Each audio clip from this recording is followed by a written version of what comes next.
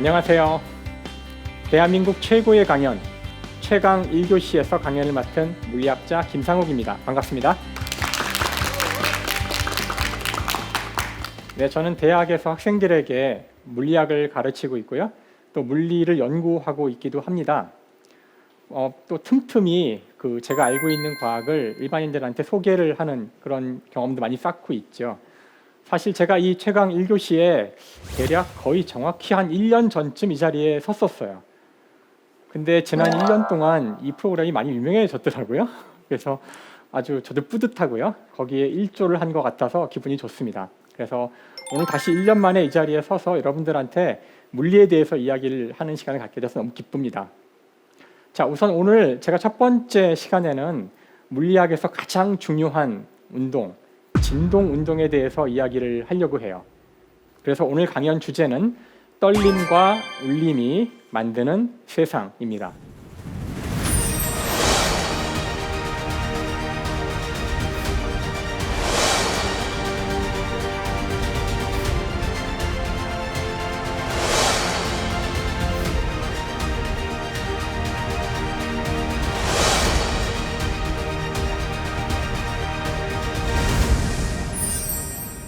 이게 누구죠? 누구냐면은 이 사람은 영국에 있는 근위병입니다. 제가 어릴 때 근위병을 보면은 어떤 이미지였냐면은 움직이지 않는 이미지. 앞에 벌이 날아가다가 벌이 여기 앉아도 이제 움직이지 않는다고 저희 들었어요. 실제로 그런 걸 본 적은 없었지만 우리 주위에 가장 흔하게 있는 운동이 무엇일까 하는 질문을 하고 싶어서 이 사진을 보여드리는 거예요. 많은 분들이 어떤 답을 저한테 하냐면은 가만히 서 있는 거죠. 제 주변에 있는 많은 것들이 가만히 있죠. 책상도 가만히 있고 의자도 가만히 있고 그렇지 않나요?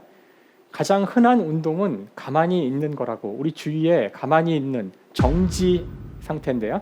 정지 상태에 있는 운동들이 아주 많은 것처럼 보여져요. 바로 이 화면이 대표적인 모습인데요. 사실 제가 하려는 이야기는 사실 이 화면 속에 이 근위병은 떨고 있습니다.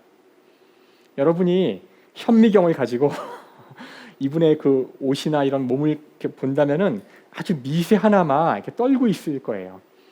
너무하다고요? 예. 사실 정지해 있는 모든 것은 여러분이 굉장히 정밀한 어떤 망원경이나 현미경으로 보면은 모두가 떨고 있다는 것을 알 수 있어요. 실제로 이 근위병만이 아니라 근위병 뒤에 있는 건물도 떨고 있고요. 여러분 옆에 있는 책상도 떨고 있습니다. 이상하다고요? 사실 오늘 제가 하려는 이야기의 가장 중요한 핵심은 세상 모든 것은 사실 진동하고 있다는 거예요. 그래서 좀 심하게 얘기해서 이 세상은, 즉 이 우주는 떨림입니다. 아마 아직은 정말 그럴까 하는 생각이 드시겠지만 오늘 제 강연을 아마 차차 들어가다 보시면 제가 왜 이런 말을 하는지 이해하실 거라고 생각을 합니다. 그게 제 오늘 강연의 목적이기도 해요. 자, 이것은 진동, 떨림을 보여주는 가장 대표적인 물리 시스템인데요. 스프링에 달려있는 진자의 운동이죠. 이거 정말 재미없어요. 사실 다 싫어합니다. 하지만 바로 이 운동이야말로 이 우주에서 가장 중요한 진동 운동을 보여주는 물리학의 대표적인 시스템이죠. 자, 이 운동이 왜 그렇게 중요한지 제가 한 가지 예를 들어 드릴 텐데요. 지금 보시는 그 화면에 있는 책, 클래시컬 다이나믹스라는 책인데요. 이걸 우리말로 하면은 고전 역학이라는 책이죠.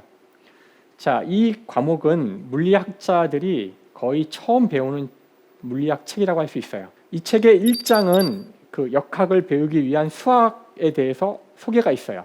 행렬과 벡터 이런 게 나오고요. 2장은 뉴턴 법칙을 배웁니다. 뉴턴 법칙은 이거야 하고 얘기해 주죠. 그 다음에 할 것은 뉴턴 법칙을 적용할 첫 번째 물리 시스템이 나오는데 그것이 바로 3장에 있는 오실레이션입니다. 우리말로 하면 진동이죠. 즉 전 세계 모든 물리학자는 대학교 2학년 때, 즉 20살에 이 진동 운동을 배움으로써 물리학자로의 자신의 인생을 시작하는 겁니다. 이걸 여기 갖다 놓은 이유가 있죠. 물리학자들이 보기에 이 우주에서 가장 중요한 운동이기 때문에 그렇습니다. 여전히 잘 모르시겠다고요? 자, 버스예요. 이 버스는 진동 운동으로 가득합니다. 물론 버스를 타면 버스가 흔들리죠. 그걸 얘기를 하는 건 아니고요. 버스가 움직인다는 자체가 진동 운동이란 뜻입니다. 그럴 리가 없다고요? 자, 버스는 그 내연기관이라는 걸 통해서 움직이게 되는데, 내연기관은 가솔린을 연소시켜서 나오는 폭발력으로 작동되는 엔진이죠. 여기 보시면 가솔린이 폭발하는 순간마다 피스톤이 움직였다가 돌아왔다가 또 폭발하면 움직였다가 돌아왔다가 하는 운동을 반복하죠. 이건 진동 운동입니다. 이 진동 운동을 원운동으로 바꿔주는 장치가 보이시죠? 그래서 우리 주위에 있는 모든 원운동은 대부분 다 이런 진동 운동과 관련이 있어요. 그래서 제가 곧 이야기하겠지만 진동 운동의 대표적인 예가 바로 원운동이죠. 원운동은 우리 주위에 너무나 많아요. 바로 이 그림은 물리학이 탄생하게 되는 그림인데요. 이 그림은 수많은 원들로 되어 있습니다. 이게 원운동이에요. 이것은 무엇인가 움직이는 궤적을 나타낸 건데요. 이 원들의 중심에는 솔, 라틴어로 태양이죠. 태양이 중심에 있습니다. 이 그림은 코페르니쿠스라는 사람이 쓴 책에 나오는 그림인데, 그 유명한 천구의 회전에 대하여란 책이죠. 우리 모두 학창시절에 배웠듯이 지구가 돈다는 것을 처음으로 이야기한 그 유명한 책입니다. 물론 당시에 이 책은 불온서적이었고요. 이런 이야기를 하는 것만으로도 불타서 죽을 수 있는 아주 위험한 사상이었어요. 이와 같이 이 책, 지구가 태양 중심을 돈다는 바로 이 원운동에 대한 이야기로부터 근대 물리학이 시작되죠. 그러니까 이 원운동은, 결국 원운동은 제가 진동운동이라 그랬죠. 이 원운동이야말로 물리학이 있게 한 가장 중요한 운동이기도 합니다. 제가 여담을 하나 말씀드리자면, 사실 이 그림을 그렸을 때 코페르니쿠스는 이 우주의 중심에 태양이 있다고 이야기했습니다. 근데 사실 틀린 얘기죠. 우주의 중심에 태양이 있나요? 이 책의 중요성은 더 이상 우리가 우주의 중심이 아니라 하늘에 있는 태양이 중심이고, 우리는 그 주위를 돌고 있는 원운동하는 행성이라는 걸 밝혀준 거예요. 하지만 지금 여러분들은 다 아시겠지만 은하의 사진인데요.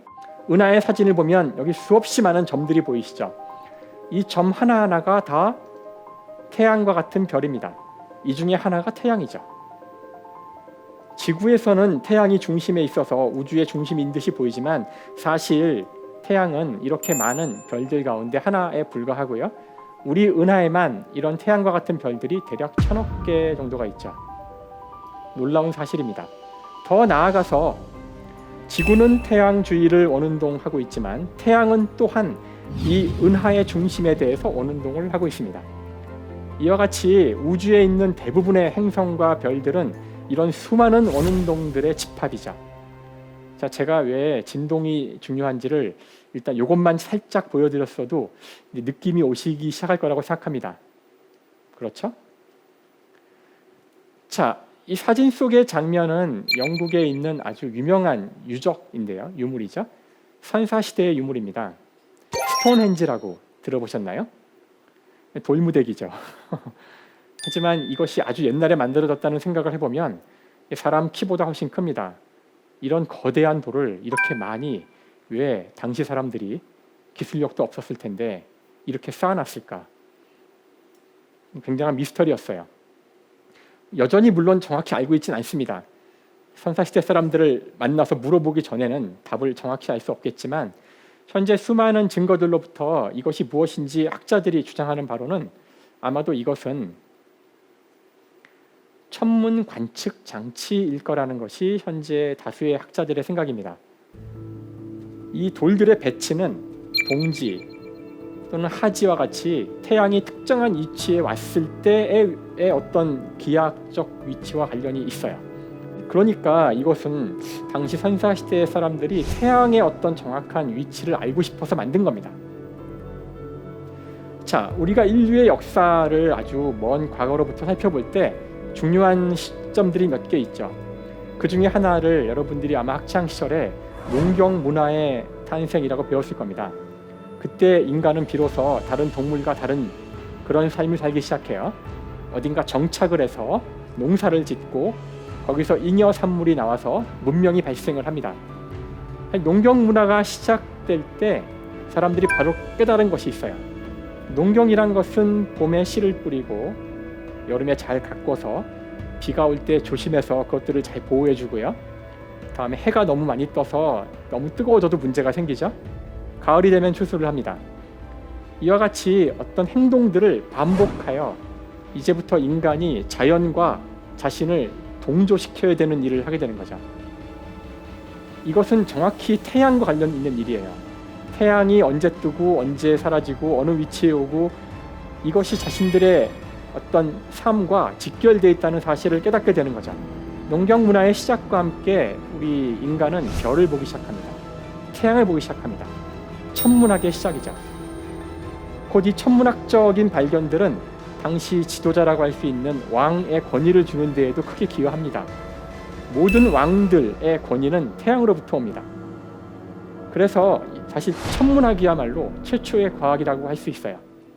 자, 이와 같이 사람들이 태양과 하늘의 별들의 운동을 아주 주의 깊게 관찰하다 보니까 놀라운 사실을 알게 되죠.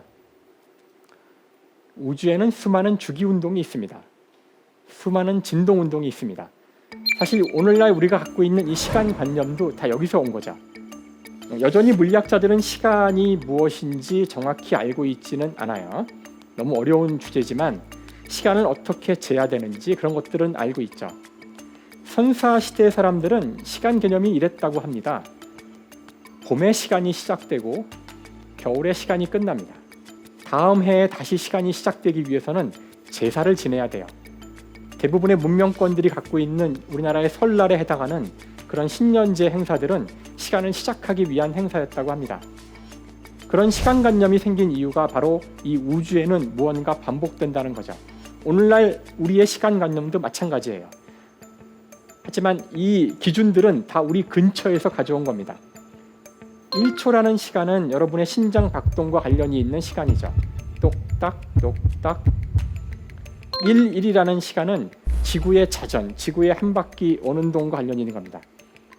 한 달은 달의 공전, 달이 지구 주위를 한 바퀴 도는 오는 동과 관련이 있는 겁니다. 1년은 지구의 공전, 지구가 태양 주위를 한 바퀴 오는 동 하는 데 걸리는 시간이죠. 즉 수많은 오는 동들이 바로 우리가 생각하는 가장 중요한 그런 시간의 기준이 되고 있는 겁니다. 따라서 이 시간들은 굉장히 자의적인 거예요. 꼭 이렇게 정해졌을 이유가 없다는 거죠. 인간이 지구에 살고 지구에서 하늘을 봤기 때문에 이런 시간의 기준들이 생겼다는 겁니다. 이게 무슨 말이냐고요? 자, 우리 태양계에만 해도 지구 말고 여러 행성들이 있어요. 수, 금, 지, 화, 목, 토, 천, 해까지 있죠. 이것들은 다 자전과 공전의 주기가 다릅니다. 지구에서는 하루가 24시간이지만 다른 행성에서는 그렇지 않다는 뜻이에요. 수성 같은 경우는 자전 주기가 굉장히 깁니다. 그래서 지구의 시간으로 이야기하면 수성이 한 바퀴 도는 데에는 59일이 걸립니다. 일단 이런 말들이 금방 여러분 머리에 안 들어올 수 있어요. 이게 무슨 뜻이냐면은 수성에서 아침에 해가 떴다가 쭉 해가 져서 다음날 다시 해가 뜰 때까지 지구는 59번 태양이 떴다 졌다를 반복한다는 겁니다. 그래서 수성의 하루는 지구의 59일이죠. 거의 2달이잖아요. 만약 여러분이 수성에 산다면 아침에 학교에 가서 학교에 몇 시간이나 있을까요? 고등학생들은 한 8시간에서 9시간 학교에 있나요? 여러분이 수성에 산다면 아침에 학교에 가면 20일 있다가 집에 와야 돼요. 직장에 가시는 분들은 아침에 출근을 하면 역시 한 20일 넘게 일을 하다가 돌아와야 됩니다. 다 쓰러지겠죠? 수성이 싫으실 것 같아요. 하루가 좀 빨리빨리 돌아오면은 그럼 빨리빨리 퇴근하니까 좋지 않을까요? 자, 목성에 가시면 됩니다. 목성은 자전주기가 0.41일, 10시간이에요. 즉 지구에서 10시간 지나면 목성에서는 태양이 떴다가 졌다가 합니다. 하루가 지난 거예요. 목성은 빠르게 도니까. 자, 여러분이 목성에 산다면 아침에 출근했다가 한 3시간이면 퇴근할 수 있어요. 목성에 갈까요, 우리? 잠도 3시간밖에 못 자요. 그렇죠? 근데 목성은 더 큰 문제가 있습니다. 제 딸이 지금 고3인데요. 고3들 힘들죠, 요즘에. 힘들어요. 자, 고등학생들 입장에서 봅시다. 고등학생은 3년 동안 열심히 공부를 하면 수능 시험을 보고 대학에 갈 수도 있고 이제 일반 사회로 나갈 수도 있고 그렇죠? 그 3년이라는 시간이 뭐 누구한테는 즐거운 시간이겠지만 어떤 학생들은 괴로운 시간일 수도 있어요. 수능 시험 볼 때까지 3년. 만약에 우리가 목성에 산다면 수능 시험 볼 때까지 36년이죠. 목성은 공전 주기가 12년입니다. 목성이 태양 주위를 한 바퀴 돌 때까지 걸리는 시간은 지구가 태양 주위를 12번 도는 시간과 같아요. 그러니까 여러분이 목성에 살면 정말 삶이 힘들 수도 있어요. 어떤 분들은 좋을 수도 있겠죠. 좀 빨리빨리 좀 그 공전을 하는 그런 행성에 가면 좋지 않을까요? 그러면 다시 우리는 수성으로 가야 합니다. 수성은 저희가 아까 자전 주기가 59일이라고 그랬죠. 굉장히 천천히 자전을 합니다. 하지만 공전 주기는 88일밖에 안 돼요. 실제로 이 태양계 행성들의 공전 주기는 케플러 제3법칙에 따라서 다 수학적으로 정해져 있습니다. 그래서 가까워질수록 빨리 돌아요. 우리가 수성에 산다면 고등학생들은 한 6일만 있으면 수능 시험 보고 대학 아니면 또는 고등학교 나가는 거죠. 하지만 수성에 가면 안 됩니다. 제가 말리고 싶어요. 수성은 좀 덥거든요. 평균 온도가 400도 이상이라고 알려져 있어요. 물론 항상 400도는 아니고요. 추울 때는 영하 한 200도까지 떨어지고요. 더울 때는 영상 7, 800도로 올라가는 거죠. 기온 일교차가 좀 큽니다. 자, 이것이 무엇을 얘기해 줄까요? 그러면 화성으로 갈까요? 화성은 좀 시원하죠? 네, 평균 온도가 영하 80도입니다. 여기서 중요한 교훈이 나와요. 지구상에서 보는 우리가 많은 현상들은 사실 당연한 것이 아니라는 거죠. 당연한 것은 당연하지 않다는 교훈이 여기서 나옵니다. 여러분은 물을 맨날 보시잖아요. 아침에도 물로 샤워를 하거나 세수를 하고 물을 마시고 물이 액체 상태로 있어 그런데 물론 물의 온도가 낮아지면 얼음이 됩니다. 더워지면 수증기가 되죠. 물이 액체로 있는 것은 절대로 당연하지 않습니다. 우리는 아직까지 우주를 탐사하면서 단 한 번도 액체 상태의 물을 본 적이 없어요. 그걸 찾는 게 외계인을 찾는 가장 중요한 어떤 단서 가운데 하나이기 때문에 나사의 과학자들이 미친 듯이 찾고 있지만 아직까지 물은 지구상에서밖에 볼 수가 없습니다. 심지어 지금 여기 땅바닥이 있는데요. 땅바닥이 있는 건 당연하지 않아요. 아까 저희가 목성에 가볼까 하고 검토했었잖아요. 목성은 땅바닥이 없습니다. 목성은 기체 행성이거든요. 그래서 우리가 우주에 대한 이런 이야기를 할 때 중요한 것은 여러분이 누리고 있는 이런 당연함은 사실 당연하지 않습니다. 하루가 24시간인 건 당연하지 않고 한 달이 30일인 건 당연하지 않고요. 1년이 365일인 것도 당연하지 않습니다.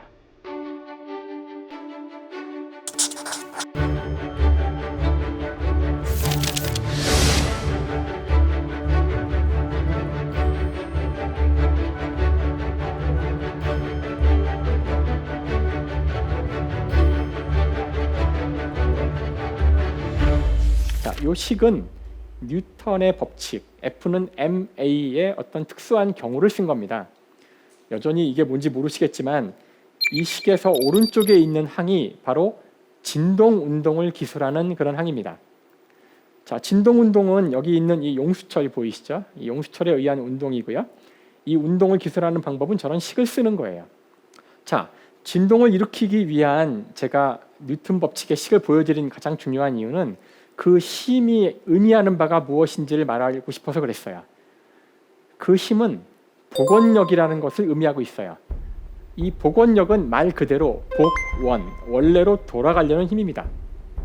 자, 제가 제일 처음 보여드렸던 몸을 움직이지 않으려고 노력하고 있는 영국의 근위병을 다시 상상해 보세요. 누군가 근위병을 옆으로 살짝 밀면은 밀렸다가 다시 돌아올 거예요. 잽싸게. 파리가 날라오거나 모기가 날라오면은 살짝 피하겠죠, 사람이니까. 하지만 다시 돌아올 겁니다. 무슨 말인고 하니 진동이 일어나는 이유는 원래로 돌아가려는 힘이 있기 때문에 그래요. 원래로 돌아가려는 힘이 있는 그런 시스템이 있을 때 그 시스템을 원래 위치로부터 살짝 벗어나게 했을 때 원래로 돌아오려고 하다 보니 계속 흔들리는 게 진동입니다. 그래서 여러분이 무언가 진동하고 있는 것을 보면 여기에는 원래로 돌아가려는 힘이 있어 하고 생각하시면 틀림없습니다. 원래로 돌아가는 힘이 없는 그런 시스템은 여러분이 살짝 밀어주면 그냥 계속 움직이게 되죠. 하지만 대부분의 시스템들은 원래로 돌아가려고 한다고 해서 계속 진동하지는 못해요. 여러분이 용수철을 당겼다 놓으면 이 용수철이 영원히 움직이느냐? 그렇지 않습니다. 용수철은 서서히 그 움직임이 둔화돼서 결국은 멈춰버리죠. 우리 주위의 많은 진동들은 결국 멈춥니다. 이걸 물리학적으로는 이제 마찰에 의해서 그렇다고 표현하는데요. 마찰이 뭔지 모르셔도 괜찮아요. 자, 제가 하려는 얘기는 이겁니다. 우리 사회에 많은 것들이 복원력이 있습니다. 무언가 우리가 개혁을 하거나 바꾸려고 할 때에는 바꾸고 싶어 하지 않는 어떤 성향이 있죠. 새로운 제도를 도입하려고 할 때 당연히 반발이 있습니다. 내일부터 우리가 고등학교를 6년 한다거나 여러분이 앞으로 아침에 출근 시간을 6시로 당긴다거나 반발이 있습니다. 복원력이 있습니다. 자, 복원력이 있는 시스템의 전형적인 특징은 이 그래프랑 같아요. 한쪽으로 너무 밀어버리면 사람들이 돌아가려고 그래요. 돌아가서 어떤 안정한 점으로 바로 가서 멈추지는 못합니다. 돌아가려다 보니 원래 점을 지나서 반대로 가게 돼요. 그리고는 다시 복원력이 생기죠. 다시 돌아오다가 또 지나가게 됩니다. 자, 무슨 말인고 하니 사회가 언제나 많은 사람들의 갈등과 어떤 그 서로 다른 생각으로의 그런 다툼이 있죠. 그럴 때 우리가 뭔가를 바꿉니다. 우리 뜻대로 바꾼 대로 가서 모든 사람들이 따라와서 쉽게 새로운 시스템이 구축되면 다행이지만 사회는 그렇지 않죠. 언제나 다시 그 반대 방향에 이건 너무 힘들어, 우리 바꾸자, 반대로 옵니다. 하지만 반대로 오면은 또 반대 극단으로 가게 돼요. 또 괴롭죠. 이거 아닌 것 같은데 또 돌아가야 되지 않을까? 또 돌아갑니다. 이런 일을 반복하면서 새로운 평형 상태로 간다는 이야기를 하고 싶어요. 지금 우리 사회는 양성평등 문제로 많은 고민을 하고 있습니다. 양성평등이 중요하기 때문에 새로운 법안들도 만들어지고요. 여기에 대해서 어떤 사람들은 반대를 하고 기분 나빠합니다. 당장은 양성평등을 빠르게 이루어야 되니까 얼핏 볼 때는 좀 급진적인 법안들도 나오고 급진적인 아이디어가 나옵니다. 한쪽 끝으로 간 거죠. 돌아갈까요? 그러면 바로 돌아갈 수 있을까요? 바로 못 갑니다. 그때는 또 약간 더 치우친 것 같은 반대 법안이 나오죠. 하지만 이것 때문에 우리가 괴로워할 필요 없다는 얘기를 드리고 싶어요. 원래 복원력이 있는 시스템은 그렇게 작동합니다. 중요한 것은 그 진폭을 점점 줄여서 모두가 동의할 수 있는 안정점으로 찾아가야 한다는 것이 중요하니까요. 그때 그런 어떤 사람들이 느끼는 분노감, 이건 너무 심하지 않을까? 그런 게 있더라도 이건 자연스러운 새로운 평형을 찾아가는 자연스러운 상황이란 거를 모든 분들이 아시고 너무 그런 것에 많이 분노하거나 너무 그러실 필요는 없을 것 같아요. 지금 우리 이 지구가 겪고 있는 중요한 위기 중에 하나는 바로 기후 위기라는 거죠. 한때는 온난화라는 표현을 썼는데요. 지금 제가 보여드리는 거에도 그 온난화라는 표현이 쓰여 있지만 온난화라는 표현으로는 너무 약하다는 지금 주장들이 많고요. 기후 위기라는 표현을 써야 한다는 이야기가 많습니다. 자, 왜 이런 얘기를 하냐면은 산업혁명, 산업화가 시작된 이래 지구의 온도가 자꾸 올라가고 있는데요. 현재 거의 1.1도 이상 올랐습니다. 환경을 연구하고 있는 과학자들에 따르면 그 온도가 처음에는 2도라고 그랬어요. 2도를 넘어가면 위험하다 그랬는데요. 지금 2018년에 다시 수정이 돼서 1.5도를 넘어가면 위험하다, 1.5도를 넘지 않아야 한다고 주장하고 있는데요. 자, 이런 온도들이 뭘 의미할까요? 바로 특이점, 티핑 포인트를 얘기하는 겁니다. 저희가 그 아까 용수철을 이야기했을 때 용수철을 당겼다 놓으면은 복원력이 작용합니다. 우리 지구의 기후, 우리가 수많은 온실가스를 만들어서 온도가 높아지더라도 우리가 내일부터 모든 행동을 멈추면 다시 지구는 복원력이 있어서 돌아갑니다. 하지만 용수철을 너무 많이 당기면 끊어지거나 변형이 일어나죠. 너무 많이 당기면 그 다음은 손을 놔도 안 돌아가요. 자, 이런 점이 티핑 포인트인데요. 지구의 티핑 포인트가 얼마인지는 아무도 모릅니다. 실험을 해본 적은 없어요. 추정할 뿐이죠. 만약 티핑 포인트가 1.5도라면 1.5도를 지나는 순간 이제 온도가 급격하게 변화할 텐데요. 그때는 우리 모두가 활동을 멈추고 코로나 때처럼 집안에 콕 틀어박혀서 아무 짓을 하지 않아도 온도는 계속 올라갑니다. 인간의 손을 떠난 거죠. 그래서 과학자들이 이야기하고 있는 이 기후 위기에서 지켜야 될 선이라는 것은 바로 복원력이 허용되는 그 한계를 이야기하고 있는 거예요. 그래서 많은 분들이 오해하시는데요. 그걸 넘어가면 그때 가서 하면 되지 않을까가 아니라 넘어가면 우리는 돌아올 수 없는 강을 건넌 거고요. 그 다음에 지구의 온도가 몇 도까지 올라갈지는 모릅니다. 우리 인류가 모두 멸종할 온도가 될지도 모르고요. 마치 코로나에서도 어느 티핑 포인트까지는 우리 의료진이 감당할 수 있지만 어느 순간을 넘어가면 확진자의 수가 어느 순간을 넘어가면 그때부터는 기하급수로 숫자가 커지면서 우리 사회는 엄청난 데미지를 입게 되는 거죠. 그래서 이 복원력이라는 것, 지구에 복원력이 있는데 복원력은 무한하지 않다는 것. 그래서 우리는 복원력 이내에 이 문제를 해결해야 합니다. 그래서 이 진동 문제는 저희한테 또 이런 교훈도 주고 있죠. 자, 이제 진동에 대해서 좀 다른 이야기를 해볼까요? 두 개의 진동이 있을 때 재미있는 현상이 일어나는데요. 사진에 있는 이 과학자는 하위언스라는 과학자입니다. 네덜란드의 유명한 과학자죠. 하위언스는 시계를 연구했었어요. 한동안. 이 사람이 살던 시대의 시계는 굉장히 중요한 거였습니다.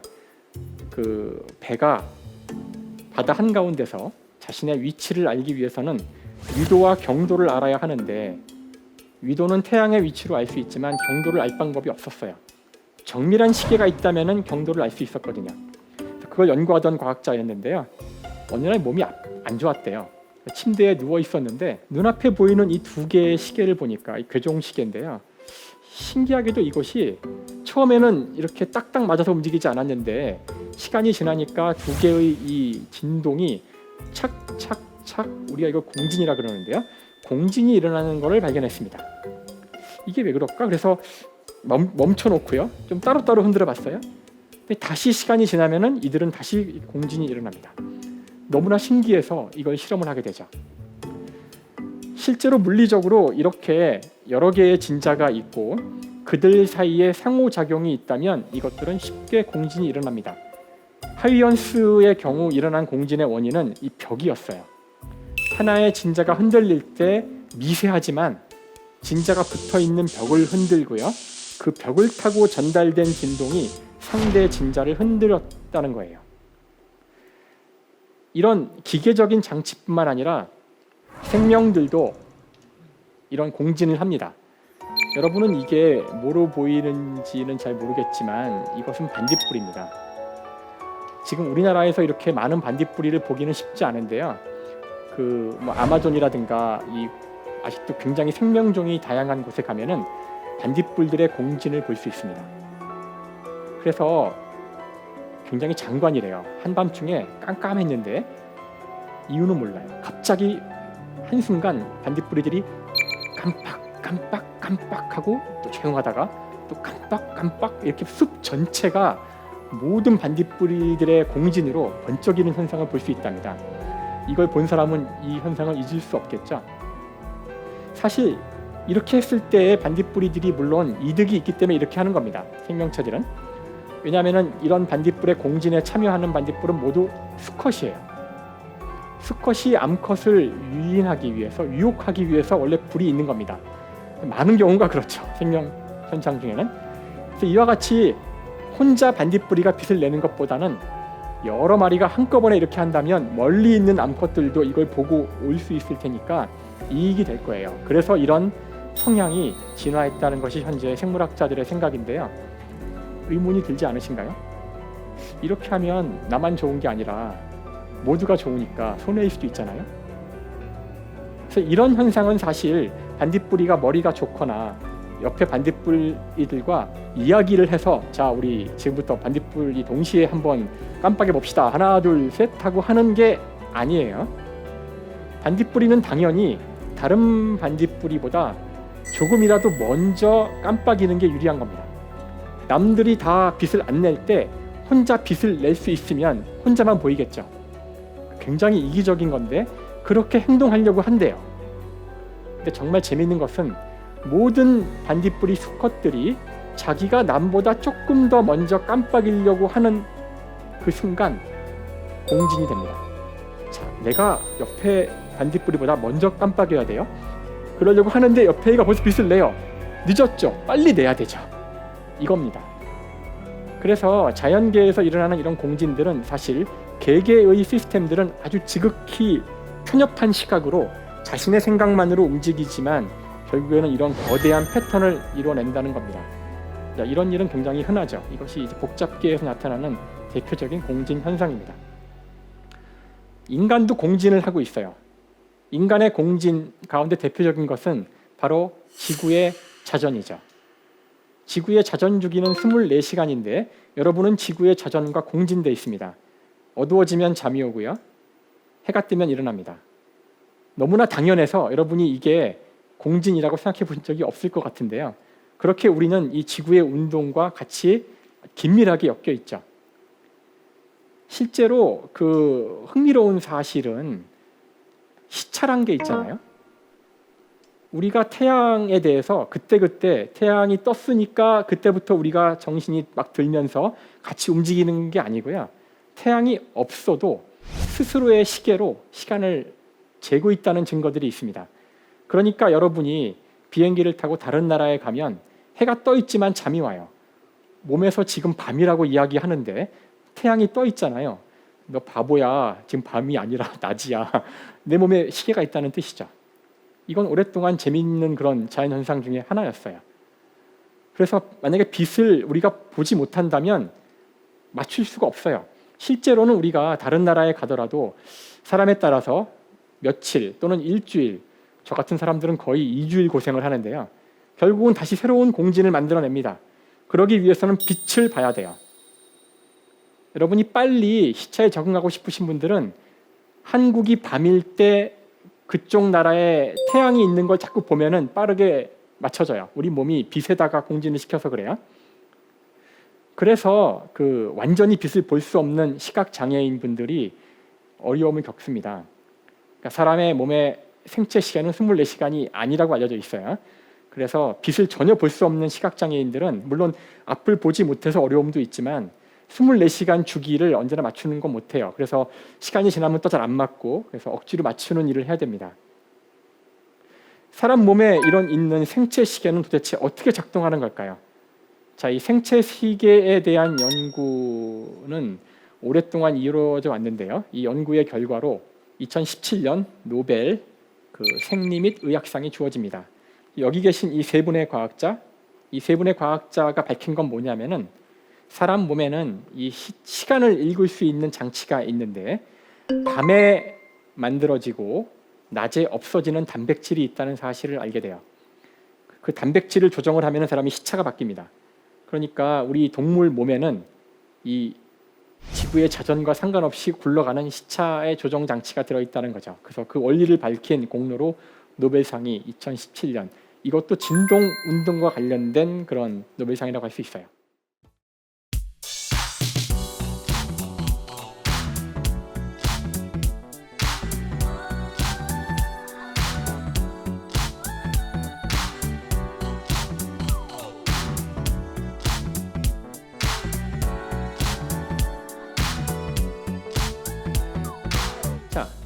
진동 운동 가운데 또 하나 중요한 것이 있는데 그것은 바로 파동이라는 현상입니다. 파동은 진동의 대표적인 예인데요. 파동이라 그러니까 벌써 두려워하시는 분들이 있어요. 아래 이 화면을 보시면 사인 함수가 보이네요. 그리고 위에 뭐가 보이나 하면은 뭐 이상한 게 보이죠? 제가 여기다 뭘 그려놓은 거냐면은 바로 소리가 들리는 과정을 그려놓은 겁니다. 파동의 가장 대표적인 예는 소리예요. 제가 지금부터 소리에 대한 현상을 설명드릴 텐데요. 소리는 진동입니다. 소리는 떨림입니다. 그럴 리가 없다고 생각하시면 목에 손을 대고 한번 소리를 내보시면 돼요. 아 해보시면 목이 떨거든요. 여러분이 북을 칠 때는 눈으로도 북이 흔들리는 걸 볼 수 있어요. 소리는 떨림입니다. 물체의 떨림이 눈에 보이지 않는 공기의 떨림으로 바뀌죠. 자, 이것 때문에 우리가 어려워요. 항상 안 보이는 것 때문에 어려운데 눈에 안 보이는 공기가 떨어요. 제가 여기다가 그 공기의 떨림을 그림에 그려놓은 겁니다. 공기가 눈에 보인다면 이렇게 보일 거란 얘기예요. 공기가 모였다 흩어졌다 하면서 떨립니다. 그 공기의 떨림이 우리 귀에 오게 되죠. 그러면 귀에 와서 무언가를 떨게 합니다. 바로 귀에 있는 이 복잡한 그림 귀의 단면도인데요. 여기 보시면 고막이라고 있어요. 자, 이 고막이 떨립니다. 고막은 북 같은 거죠. 고막이 떨리면 고막에 붙어있는 뼈들이 있어요. 저도 다 못 외우니까 뭐 망치뼈, 무릎뼈 이런 게 있네요. 이 뼈들이 흔들립니다.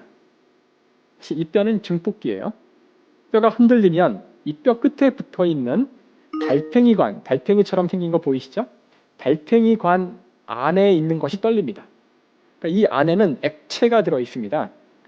저 달팽이관 한쪽 끝에가 고막이랑 연결된 거죠. 그러니까 소리가 오면 이 달팽이관 안에 있는 액체가 이렇게 진동을 하게 돼요. 이제 남은 일은 이 진동이 어떻게 이루어지는지를 공간적으로 알 수 있으면 소리를 들은 겁니다. 자, 이 달팽이관 안쪽으로는 세포들이 쫙 깔려 있어요. 세포가 수십억 개가 깔려 있죠. 그 세포들은 여기 오른쪽 사진처럼 유모세포라고 해서 이렇게 머리카락 같이 생긴 건데요. 이렇게 여러분이 무스 발라서 딱 머리 세운 것 같은 머리카락이잖아요. 유모, 즉 모가 털 모자예요. 털이 있는 세포입니다. 이 털이 있는 세포는 왜 털이 있냐면은 이 안에 액체가 진동을 할 때 털이 흔들려요. 털이 흔들리면 여기 지금 잘 안 보이지만 끈이 달려 있어서 안으로 뭔가 들어가게 돼 있어요. 뭔가 들어가면 이 세포에 전기 신호가 만들어지고 그 전기 신호가 신경을 통해서 뇌로 전달됩니다. 뇌에서는 사실 귀로 들어온 이 파동의 공간적인 진동 분포를 보게 되죠. 우리가 그것을 소리를 들었다라고 표현합니다. 사실 소리는 듣는 것이 아니라 보는 겁니다. 공간의 파동을 보는 게 듣는 거죠. 자, 이 소리와 같은 파동의 중요한 특성이 하나 있는데 정신이 없으시잖아요. 막 뭐 흔들리죠. 이 전체를 보면 뭔가 움직이고 있지만 왼쪽 끝점을 보세요. 왼쪽 끝점을 보시면 왼쪽 끝점 하나는 아래 위로 움직이고 있어요. 이렇게 빠르게 움직이고 있죠. 그래서 이 점이 가장 아래에서 올라갔다가 내려올 때까지 걸리는 시간을 잴 수 있을 겁니다. 우리가 이 시간을 주기라고 불러요. 이게 진동 주기입니다. 진동 주기의 역수를 여러분이 좀 더 익숙한 단어인 주파수라고 하는데요. 주파수는 1초 동안 똑딱 할 동안 이게 몇 번 떠냐는 거죠.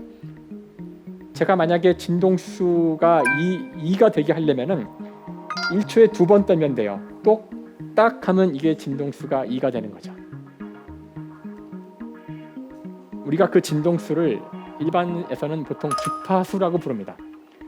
주파수가 이 진동, 오늘 제가 이야기하고 있는 떨림에서 가장 중요한 거예요. 떠는데 걸리는 시간 대신 몇 번 떠는지로 정의된 숫자죠. 1초에 10번을 떤다 그러면 이건 저한테 어려운 일이에요. 10번을 해야 되니까 10번을 떠면 이제 주파수가 10Hz다라고 이야기하면 됩니다. 여러분이 이렇게 떨고 있는 자신의 고유한 주파수로 떨고 있는 진자가 있을 때, 진동자가 있을 때 이걸 외부에서 이렇게 밀어가지고 더 크게 떨게 하고 싶어요. 이거 여러분이 아이들하고 같이 그네를 탈 때 나오는 문제죠. 아빠 좀 더 크게 세게 해줘 그러면 어떻게 하나요? 뒤에 가서 이 그네를 정확히 그네가 끝에 왔을 때의 시간을 맞춰서 착착 밀어주면 점점 그네의 진폭이 커집니다. 이것을 바로 우리가 공명이라고 불러요. 즉 진자의, 즉 진동하는 녀석의 주파수와 똑같은 주파수로 힘을 가하면 이 녀석의 진동이 점점 커지는 현상을 말합니다. 만약 이걸 맞춰서 하지 않으면 여러분이 가서 제멋대로 그네를 막 따닥따닥 쳐주면 그네는 금방 멈춰버립니다. 이것이 제가 오늘 이야기하려는 두 번째 주제였죠. 떨림과 울림. 공명을 좀 멋있게 표현한 게 울림이에요. 사실 공명이란 것은 굉장히 중요한 현상인데요. 우리 인간 같은 경우 아까 제가 소리를 이야기했으니까요. 인간이 들을 수 있는 주파수는 20Hz에서 2만 Hz입니다. 가청 주파수라고 부르는 거죠. 그 밖의 주파수는 소리가 있어도 듣지를 못해요. 우리는 그 영역을 초음파라고 합니다. 동물마다 다 달라요. 그래서 박쥐는 인간이 들을 수 없는 주파수를 거의 10배의 영역까지 들을 수도 있습니다. 그래서 우리가 무엇을 들을 수 있는지 들을 수 없는지는 바로 이 공명과 관련이 있죠. 외부에서 소리의 진동, 공기의 진동이 오더라도 그것이 제 몸에 있는 진동자를 떨게 하지 못한다면 그 진동은 그냥 지나가 버릴 테니까 저는 그런 소리가 없다고 착각할 거란 뜻이에요. 그래서 공명은 이 파동현상, 진동현상에서 대단히 중요한 겁니다. 이걸 인간이 이용할 수도 있을 거예요. 소리 말고도 중요한 파동은 바로 이 그림이 표현하고 있는 전자기파입니다. 말이 무시무시하죠. 전자기파. 이건 전기와 자기장으로 된 파동이란 뜻이고요. 무섭죠. 눈에 보이진 않아요. 도대체 전자기파가 어디 있냐고요? 바로 여러분이 현재 전자기파를 보고 계시죠. 전자기파의 대표적인 예가 빛입니다. 빛. 빛은 진동입니다. 무엇의 진동이냐고요? 전기장의 진동이죠. 자, 그래서 주파수에 따라서 우리가 빛을 여러 가지 종류로 나눌 수가 있는데 한때는 우리는 이것이 다 다른 종류의 현상인 줄 알았어요. 이제는 이 모든 것들이 전자기파의 다른 주파수를 갖는 것에 불과하다는 사실을 알고 있어요. 우선 제가 하나 예를 들어볼까요? 현재 여러분이 지금 텔레비전이든 스마트폰이든 지금 이 영상을 보시고 있을 텐데요. 그건 인간이 가시광선이라고 부르는 주파수의 전자기파를 보시는 겁니다. 만약 가시광선보다 더 주파수가 작다면 그때는 IR이라 그래서 이걸 우리말로는 적외선이라 그러죠. 적외선 영역이 되고요. 그보다 더 주파수가 낮아지면 마이크로웨이브라 그래서 여러분 전자레인지의 주파수가 돼요. 더 낮아지면 FM 라디오고요. 또는 마이크로웨이브 끝자락에 여러분 스마트폰 주파수도 있고요. 전파의 주파수, 다음에 여기 텔레비전 주파수도 여기 있고요. AM도 있고요. 또 주파수가 높아지면 UV라 그래서 자외선, 여러분의 살을 검게 만들어주는 빛이죠. 더 높아지면 엑스레이라 그래서 공항에서 이렇게 검사할 때 몸에 쬐이는 뼈를 보여주는 그런 전파죠. 더 높은 주파수가 되면 감마레이라 그래서 원자폭탄 터지면 나오는 거죠. 이거 많이 쬐면 헐크가 된다 그러잖아요. 이 모든 것들은 다 똑같은 전기장의 파동이고요. 단지 주파수만 다른 겁니다. 우리가 가시광선만 볼 수 있는 이유는 가시광선으로 진동하는 진동자를 눈이 갖고 있어서 그것과 공명을 일으키는 거죠. 자, 그래서 여러분이 집에 텔레비전을 갖고 특별한 어떤 주파수의 채널을 찾고 싶어요. 우리 주위에는 모든 방송국의 전파가 다 있어요. 물론 인간은 보지 못하지만 지금 여러분 옆에도 있어요. 수많은 방송국의 전파 가운데 내가 세팅해놓은 현재 여러분이 그 리모컨으로 맞춰놓은 이 텔레비전 내부의 진동자의 주기와 맞는 파동만 이 안테나를 통해서 잡히게 돼요. 왜냐하면 저것만 아까 제가 근의 예를 들었죠. 저렇게 떨고 있는 전파만 제 텔레비전 내부의 진자의 진폭을 키울 수가 있어요. 다른 것들은 다 그냥 지나갑니다. 그래서 우리가 특정한 주파수를 골라서 볼 수 있는 이유가 바로 이 공명현상 때문이죠. 공명현상은 여러분이 텔레비전을 특별한 채널을 고를 수 있게 하는 이유고요. 라디오도 그렇고요.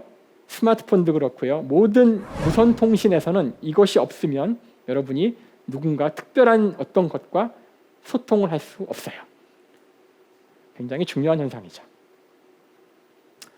자, 이분은 아인슈타인인데요. 제가 지금까지 두 종류의 파동을 이야기했어요. 하나는 소리였죠. 소리는 공기가 떠는 거예요. 두 번째는 빛이었죠. 빛은 전기장이 떠는 거예요. 마지막 것은 굉장히 어려워요. 마지막 것은 시간과 공간 그 자체가 떠는 겁니다. 말은 멋있지만 무슨 말인지 모르겠죠. 자, 시간과 공간을 기술로 하는 방정식을 만든 분이 바로 이 아인슈타인입니다. 아인슈타인의 상대성 이론은 시간과 공간이 질량에 의해서 휘어진다는 걸 이야기해주고 있어요. 자, 시간 공간 자체가 휘어질 수 있다면 이걸 툭 쳐주면 시공간에도 복원력이 있을 수 있으니까 얘가 떨지 않을까요? 예, 실제로 떨죠. 그래서 실제 먼 우주에서 두 개의 블랙홀이 충돌을 할 때 시공간을 어마어마하게 흔들었는데 그 시공간의 진동 즉을 이 멀리 있는 지구에서 받아볼 수가 있었어요. 우리가 이런 진동을 중력파라고 부릅니다. 물론 이 진동은 너무나 약해서 우리가 갖고 있는 웬만한 장비로는 측정할 수가 없고요. 이걸 측정하기 위해서 거의 30년간 전 세계 최고의 과학자들이 검출기를 꾸려서 검출을 했습니다.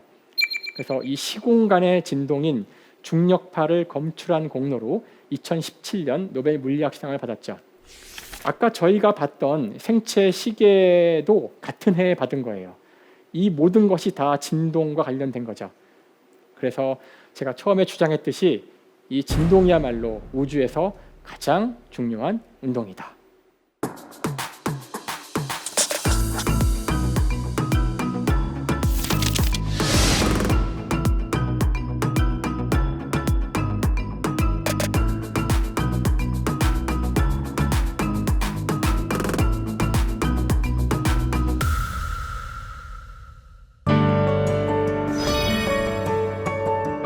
자, 오늘의 한 줄 명언.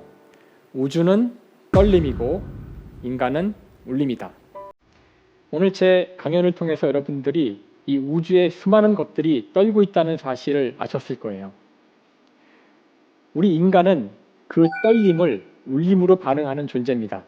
왜냐하면 인간은 주로 보고 듣는 것으로부터 정보를 얻죠. 본다는 것은 빛, 그러니까 전기장의 진동, 전기장의 떨림을 느끼는 거고요. 듣는다는 것은 소리, 즉 공기의 떨림을 느끼는 거죠. 그렇게 우리 인간은 우주의 떨림으로 울림을 느끼는 그런 존재입니다.